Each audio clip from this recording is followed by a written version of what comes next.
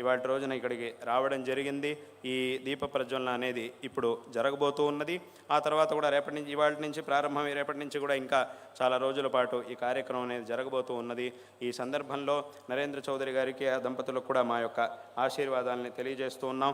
అదేవిధంగా సమస్త ఈ భక్తి టీవీ యొక్క సిబ్బంది వర్గం వారికి, ఇక్కడికి వచ్చినటువంటి ఆస్తిక భక్త మహాజనులందరికీ, అదేవిధంగా ఈ విశేషమైనటువంటి కార్యక్రమంలో దీని యొక్క ఏర్పాట్లలో వీటన్నిటిలోనూ కూడా విశేషంగా శ్రమించినటువంటి భక్తులందరికీ కూడా మా యొక్క ఆశీర్వాదాలని ఈ సందర్భంలో తెలియజేస్తూ ఉన్నాం.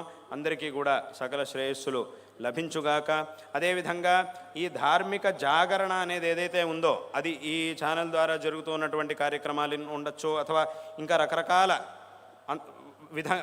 రకరకాలుగా జరుగుతూ ఉన్నటువంటి ధర్మ ప్రచార కార్యాలు ఇవన్నీ కూడా చక్కగా జరిగి ఇంకా విశేషంగా జరిగి ధర్మ జాగరణ అనేది ఇంకా విశేషంగా జరగాలి.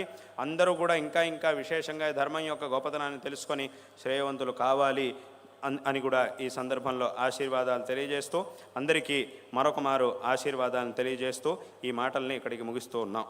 ఈ సందర్భంలో అందరికీ కూడా ఇప్పుడు చెప్పినట్టుగా ఈ లోకాన్ని విశేషంగా అనుగ్రహించినటువంటి వారు, ఈ సందర్భంలో మనం ఇటువంటి ధార్మికమైన వాతావరణంలో ఉన్నాము అనంటే దానికి విశేషమైనటువంటి అనుగ్రహాన్ని చేసిన వారు శంకరాచార్యుల వారు.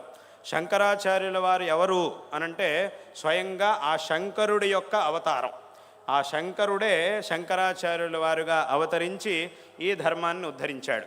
కాబట్టి అటువంటి ఆ శంకరుడు, ఆ పరమేశ్వరుడు శంకరుల రూపంలో ఈ లోకానికి చేసినటువంటి విశేషమైన అనుగ్రహం అనేది ఏదైతే ఉందో దాన్ని మనం ఎంత మాట్లాడినా కూడా, ఎంతకాలం దాన్ని వర్ణించినా కూడా దాని యొక్క మహిమని మనం పూర్తి చేయలేము. కాబట్టి అటువంటి ఆ భగవంతుణ్ణి, ఆ భగవంతుడే అవతారం చేసినటువంటి శంకరాచార్యుల వారిని ఎప్పుడు కూడా మనం స్మరించాలి.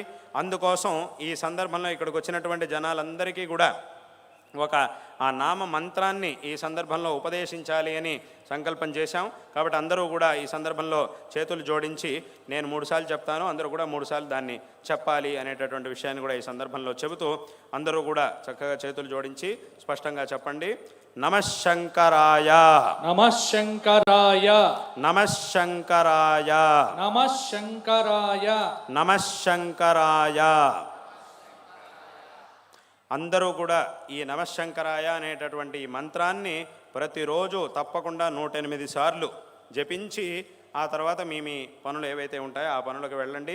తద్వారా విశేషంగా ఆ భగవద్ అనుగ్రహం అందరికీ కూడా లభిస్తుంది.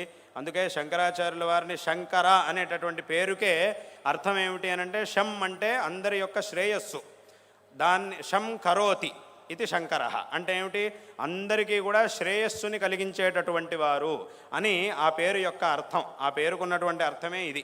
కాబట్టి ఈ నామాన్ని, ఈ మంత్రాన్ని ప్రతిరోజు అందరూ కూడా చక్కగా జపించడం ద్వారా అందరికీ కూడా సకల మంగళాలు లభిస్తాయి అనేటటువంటి విషయంలో ఏమాత్రం సందేహం లేదు. కాబట్టి దీన్ని అందరూ కూడా చక్కగా జపించు